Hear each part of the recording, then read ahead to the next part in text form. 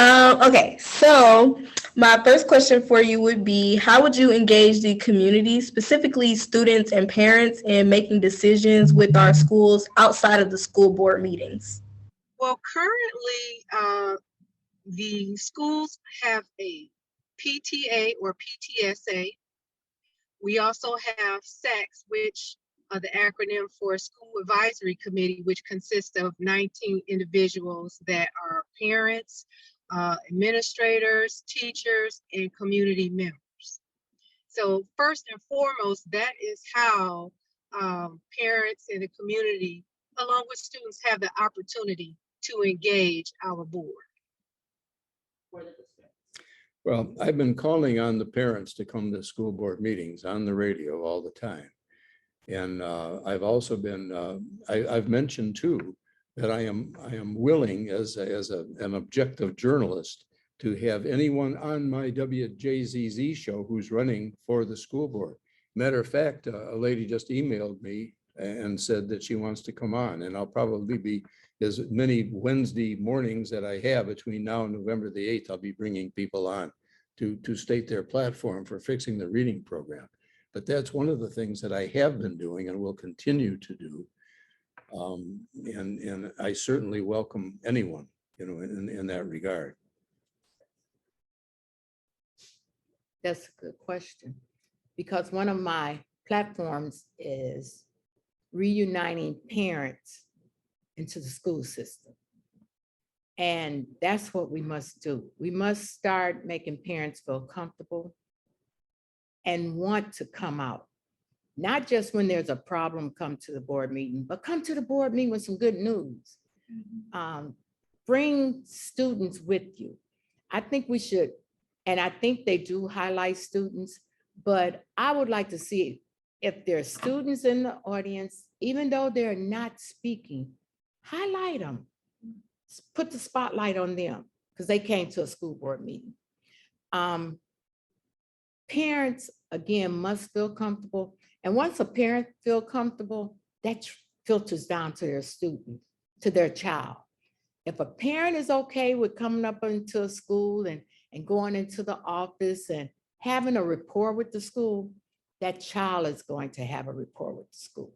And it's going to feel good about the school. So we've got to get parents back to feeling good about the schools, about the district, and just being proud. Because I remember when I was a teacher, parents were proud to say they were in DPS, and just like I'm proud to say I attended DPS schools, I'm proud to say I graduated from Murray Wright.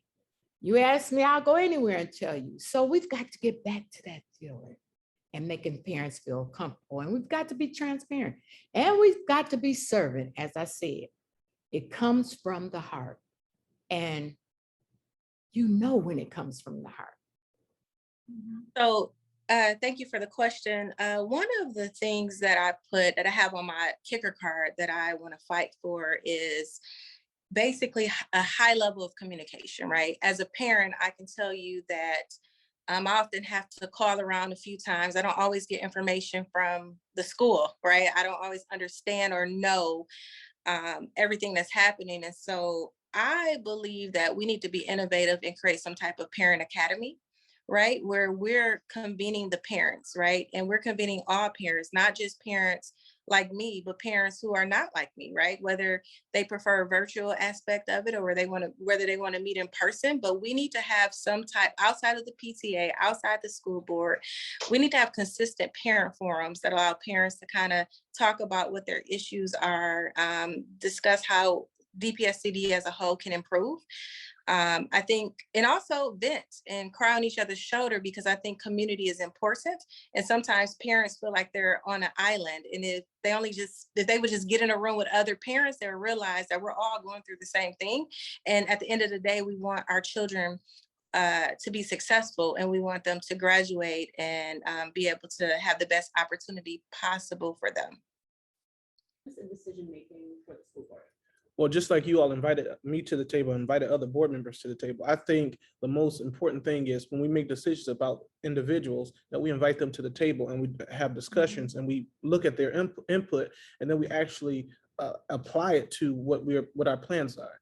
And so what I think happened these past few months, and a lot of parents are outraged, is that there was a plan, a blueprint about how they were going to close schools or how they were going to, revamp schools and things like that. But too many people, or not enough people, were involved in that decision making process. And so what I believe is important is, if I'm making a decision that's going to affect a certain group, let's involve that group.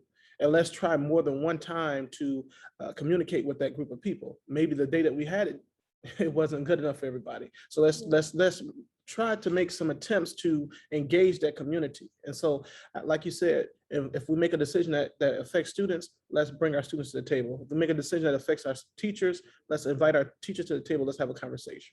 Doing what I'm doing now, in the position that I hold as a attendance agent and being, responsible for making sure that children are in school each and every day.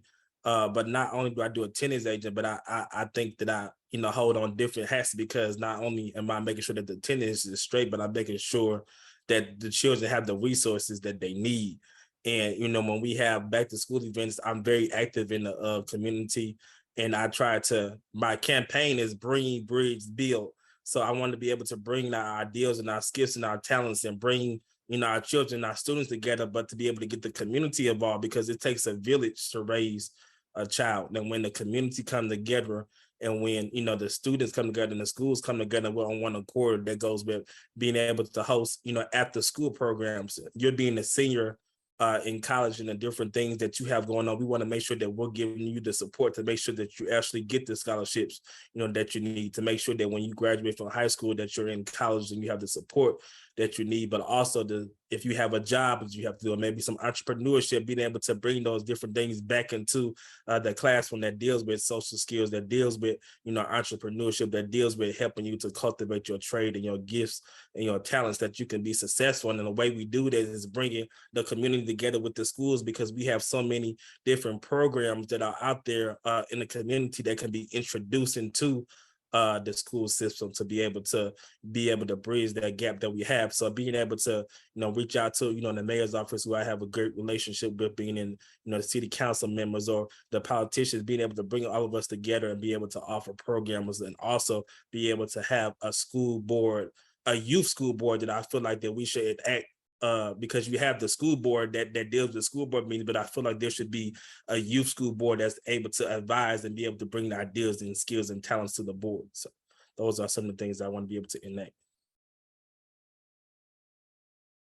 Started doing this before COVID, where we were having community meetings every 3 months. So every 3 months, we were strategically placed in a different part of the city, where we decided, and each board member, so it would be 2 board members, the superintendent would be present as well, but it wasn't like a school board meeting, because there was more back and forth dialogue, right?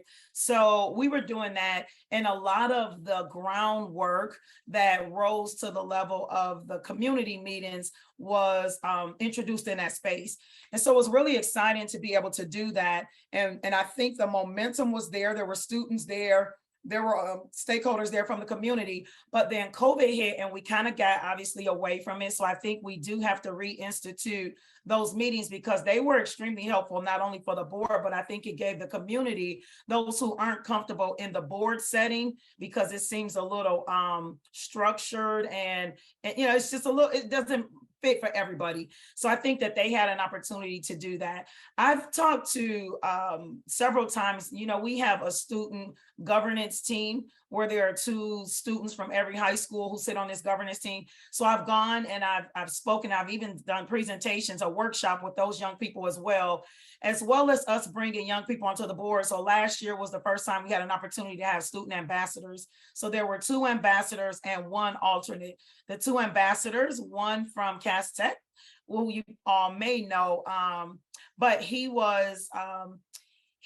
went to Michigan, so he graduated. And then we had one from DSA. She's at College of Creative Studies. So they graduated, but we do have one who matriculated to the board now, Perio Pace. And so she is now over at Martin Luther King. She was at Legacy. Really excited. I promise I didn't convince her to go to King, but I'm glad she did. And so I know she's a community advocate, you know, really, really strong young person. And so now we are getting ready to bring we do love Perio. We're getting ready to bring another young person onto the board and allow another alternate. So what the hope and the goal is when we did that was to allow student voice in the board space. So, you know, there are legal reasons why, you know, they can't vote per se or go in closed session. However, there's a lot of engagement back and forth. And I was really proud of the fact that myself and Misha Stallworth, we were the ones who, when Misha went on maternity leave, I was sitting with those young people, making sure they understood kind of the lay of the land. They had done some training, but just them understanding this space and then hearing from them, answering any questions they might have had about the information. So a long way to say, I think that we have to reinstitute the community meetings. And I would even love to be able to see our student ambassadors be able to lead meetings with young people where board members can join them as we sit alongside them as they chair meetings.